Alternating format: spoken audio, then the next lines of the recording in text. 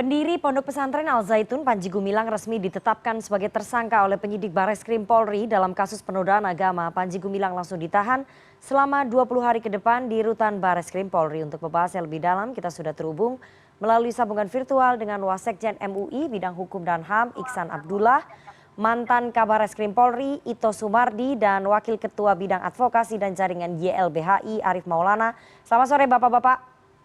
Selamat sore. Selamat sore. Waalaikumsalam. Saya mau ke Pak Ito dulu ya. Pak Ito, penyidik Bareskrim Polri akhirnya menaikkan statusnya Panji Gumilang menjadi tersangka kasus penodaan agama. Ini penyidik membutuhkan waktu lama Pak Ito untuk menetapkan statusnya Panji Gumilang. Apa yang menurut Anda yang membuat penyidik begitu lama berani untuk menaikkan statusnya Panji Gumilang menjadi tersangka? Iya, pertama tentunya kita harus memahami dulu jenis daripada pelanggaran pidana yang dilakukan oleh saudara Panji Gumilang atau PG adalah penistaan agama. Penistaan agama ini kan masalah agama harus mendapatkan keterangan dari ahlinya, baik yang sifatnya perorangan ataupun lembaga, dalam hal ini MUI. Kemudian juga dari ahli bahasa, kemudian juga dari ahli pidana, kemudian dari ahli IT ya, karena disampaikan melalui video-video. Nah, inilah yang membuat penyidik juga harus cermat. Kenapa demikian?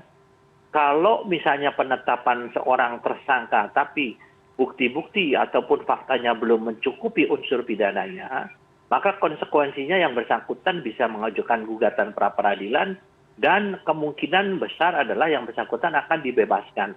Tentunya dia akan menyulitkan. Sehingga di sini mengapa penyidik belum melakukan upaya paksa ataupun menetapkan sebagai tersangka saat itu, karena belum bukti-buktinya saat itu belum memberikan keyakinan kepada penyidik.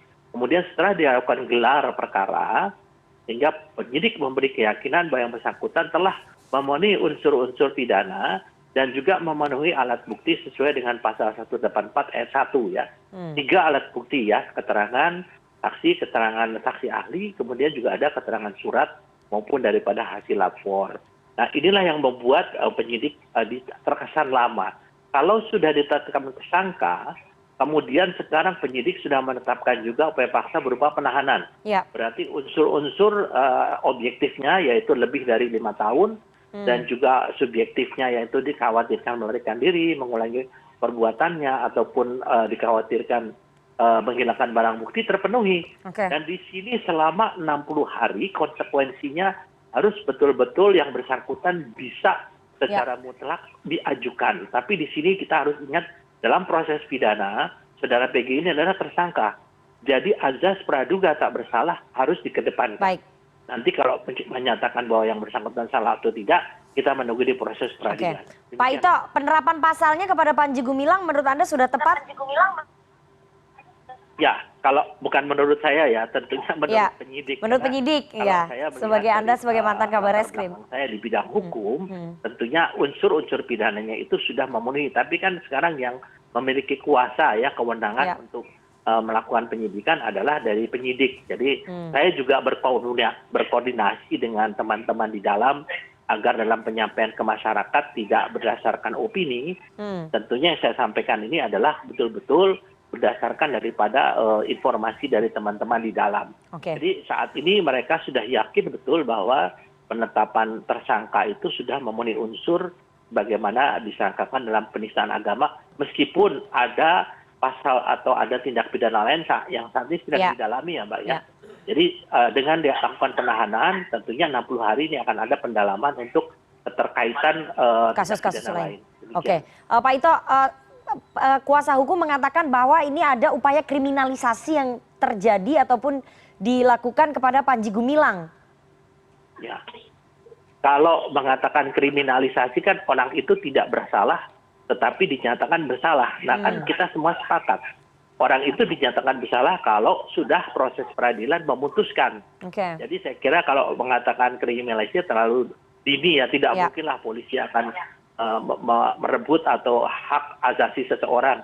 Karena ini masalah agama, saya kira Pak Kiai Sanin yang akan lebih tahu betul di mana namanya pointer-pointer. Tapi jangan lupa bahwa ada hal-hal yang merupakan materi penyidikan yang tidak bisa disampaikan kepada publik. Baik. Ini mungkin kadang-kadang ada seolah-olah kita menutup-nutupi. Padahal itu memang aturannya demikian ya Mbak Stephanie. Oke, saya nanti mau ke Pak Iksan dari MUI. Bagaimana kemudian MUI merespon penetapan tersangka dari Panji Gumilang? Apakah unsur kriminalisasinya menurut MUI juga terasa seperti pembelaannya dari tim kuasa hukum? Pak Iksan jangan dijawab dulu. Kita harus jeda, jangan kemana-mana. Tetap bersama kami di CNN Indonesia Newsroom.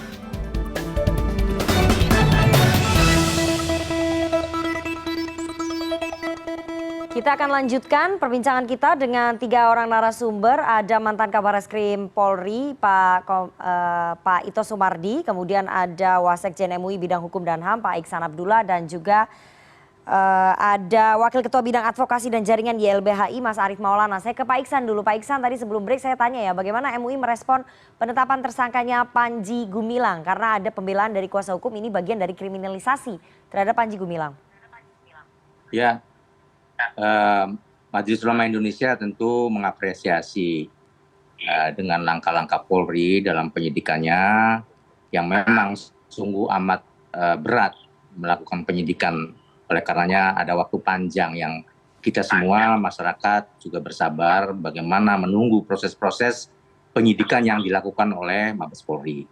Dan tentu ini adalah kerja yang perlu diapresiasi dan sekaligus dapat menenteramkan masyarakat ya, karena 3 bulan lebih masyarakat dibuat gaduh oleh pernyataan-pernyataan Panji Gumilang dan ini tentu sangat tidak kondusif. Dan hari ini kemarin ya negara hadir melalui aparat keamanan yaitu Polri dan telah menetapkan orang yang membuat gaduh yaitu Panji Gumilang sebagai tersangka. Ini bukti bahwa Polri masih kita sangat bergantung akan keamanan dari sebuah dari masyarakat kepada Polri. Tentu ini apresiasi yang tinggi dan apabila ada penilaian bahwa ini adalah kriminalisasi, saya kira ini hati-hati ya, termasuk rekan kuasa Panji Gumilang yaitu Mas Hendra, karena apa yang dilakukan oleh Mabes Polri adalah menjalankan proses hukum yang seharusnya menjadi kewajibannya. Bahwa ada upaya-upaya termasuk pra-peradilan dan lain-lain, itu adalah hak dari seorang terdakwa.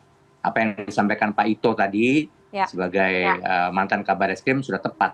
Bahwa ada upaya yang bisa dilakukan. Tetapi bahwa yang dilakukan Polri adalah jauh dari kriminalisasi.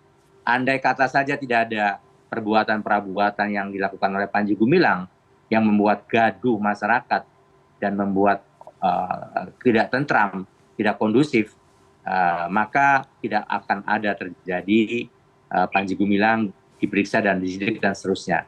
Ini tentu saja akibat dari perbuatan yang tadi ya menistakan agama, ya menodai agama dan membuat kegaduhan di masyarakat. Saya kira sudah tepat. Polri kita harus apresiasi menegakkan hukum dan keadilan, membuat ketentraman di dalam masyarakat, mengembalikan sekaligus ketentraman yang kemarin sempat terserabut ya karena dibuat gaduh, terciptakan demo-demo dan seterusnya. Ya, saya mau ke Mas. Menunjukkan bahwa kita masih memiliki Polri yang membanggakan. Oke, saya mau ke Mas Arief. Mas Arief dari YLBHI, bagaimana kemudian menilai penerapan pasal penodaan agama yang membuat Panji Gumilang ditetapkan sebagai tersangka? Suaranya nggak kedengaran. Silakan Mas Arief. Iya Pak, suaranya tidak terdengar Mbak Nana. Mas Arief. Suaranya tidak terdengar Mbak Nana. Tidak ada suara. Mas Arief. Suaranya nggak terdengar. Mas Arief, dengar suara saya? Baru dengar Mbak, Oke, tadi Mas tidak Arief. terdengar sama sekali. Mas Arief, bagaimana kemudian YLBHI melihat penerapan pasal penodaan agama yang membuat Panji Gumilang ditetapkan sebagai tersangka? Apakah kemudian upaya kriminalisasi itu memang ada atau seperti yang tadi disampaikan, ini sudah sesuai dengan prosedur? Iya, terima kasih Mbak Nana. Selamat malam Pak Ito dan Pak Iksan. Malam. Salam sehat. Terkait dengan penetapan Panji Gumilang sebagai tersangka dengan salah satunya adalah pasal penodaan agama, kami dari YLBHI melihat dari sudut pandang yang berbeda. Kami menyayangkan gitu ya, penggunaan pasal penodaan agama, pasal 156 KUHP ya, berangkat dari Undang-Undang Nomor 1 PNPS tahun 65, yang kemudian hari ini menjerat Panji Gumilang, dan ternyata juga ada pasal-pasal lain yang kemudian diterapkan. Khususnya terkait dengan pasal 156A ini, kami melihat bahwa pasal ini bermasalah, gitu ya, dan kita tahu bahwa pasal ini misalkan di penyalahgunaan dan penodaan agama, tafsirnya itu sangat beragam. Pokok-pokok agama itu pasti tidak ada standar baku untuk menafsirkannya, dan selama ini menggunakan tafsir kelompok organisasi masyarakat tertentu, ya, misalkan MUI ya hari ini yang kemudian digunakan. Nah, sementara kami melihat dalam kasus Panji Gumilang ini masih dalam wilayah kemerdekaan meyakini agama dan menjalankan agama sebagaimana dijamin konstitusi kita, gitu. Dan mestinya kemudian kalau ini bagian dari hak sipil, ya, hak untuk menganut agama dan keyakinan, itu negara wajib menghormati dan melindungi. Dan kemudian melakukan langkah hukum pidana. Nah, mestinya kami konsisten ya dengan teman-teman di aliansi menolak pasal penodaan agama ini, ya. Ini mestinya masih dalam wilayah pemahaman agama, dan itu masuk yang mestinya dilindungi, ya, wilayah privat, ya. Dan mestinya cukup diskusi, dikritik kalau memang pemahamannya salah. Dan sedikit tadi saya ingin mengatakan, kalau kemudian Pak Ihsan menyebutkan bahwa kalau kuasa hukum mengatakan ini kriminalisasi, saya kira itu juga sah-sah saja, karena advokat sebagai penegak hukum juga menjalankan tugasnya untuk melakukan pembelaan terkait dengan kliennya, ya. Nah, dan saya kira kita melihat ini sebetulnya ya presiden sekali lagi menambah deretan kasus orang yang punya keyakinan yang dan pemahaman agama yang berbeda, kemudian dikenakan pasal penodaan agama. Oke, Mas Arief, menurut Anda, menurut YLBHI, faktor tekanan publik membuat penyidik ragu-ragu ataupun berhati-hati sekali menaikkan status Panji Gumilang ini? Iya, betul. Dan kami pernah riset di 2020, ada 38 kasus ya penodaan agama. Kasus-kasus penodaan agama itu akhirnya itu bisa naik dan diproses hukum karena tekanan massa, ya. Karena kemudian tekanan harus diluruskan itu. Dan ini hasil risetnya YLBHI ya Pak ya, ini fakta. Dan tadi dikatakan juga oleh Pak Ihsan ya, bahwa ada kegaduhan, ada demo dan lain sebagainya. Itu bukan unsur pasal 156A KUHP, ya. Unsur pidana di 156A nggak ada soal ketertiban umum. Nah, kami ingin sekali lagi balik ke 156A. Ini pasal ini bermasalah, dan di KUHP yang baru ini sudah dikoreksi. Kalau kita bicara penodaan agama, itu bicara soal adanya perbuatan yang mengarah kepada permusuhan, kemudian ada mengarah kepada diskriminasi, kebencian, dan arahnya ke sana. Pertanyaannya apakah ada hal tersebut dalam kasus Panji Gumilang, ya? Ya, saya mau ke Pak Iksan. Pak Iksan, soal tekanan publik tadi yang dibenarkan oleh YLBHI. Jadi kasus ini meningkat dan Panji Gumilang ditetapkan sebagai tersangka karena tekanan publik. Silakan, tidak, Pak. Saya kira ini sudah on the track, ya. Polri sudah on the track menjalankan fungsinya sebagai penegak hukum, ya. Ada perbedaan yang harus difahami. Ketika berpendapat itu sah, dijamin oleh konstitusi. Dari tukang warung kopi sampai ke DPR itu dijamin. Tetapi ketika menyimpang, nah inilah. Jadi harus difahami antara perbedaan pendapat dengan penyimpangan. Penyimpangan itu adalah hal-hal yang sudah valid, yang sudah diyakini kebenarannya. Nggak boleh lagi diutak-utik. Misalnya, ya, bagaimana seorang Panji Gumilang mengatakan bahwa Al-Quran adalah kalam Rasulullah. Ya, dan itu adalah sesuatu yang menyinggung keyakinan umat Islam, dan dia menyampaikannya di publik, maka dia sekarang wajib mempertanggungjawabkan secara hukum. karena dia telah menista agama. Jadi jangan salah, ada orang-orang yang seperti itu sederetan ya sama kelakuannya seperti halnya Musadek yang sama, ya hidup bersama dengan Panji Gumilang dan dikenakan juga pasal penodaan agama. Jadi bukan ketentuannya yang salah, tetapi manusianya yang tidak taat. Kalau memang ada ketentuan yang salah, di-challenge dong. Ada proses-proses, di-challenge melalui judicial review dan lain-lain. Tetapi jelas, yang terakhir pasal itu di-challenge di Mahkamah Konstitusi dan dinyatakan oleh Mahkamah masih perlu pasal tersebut dalam rangka untuk untuk menjaga keamanan dan kenyamanan serta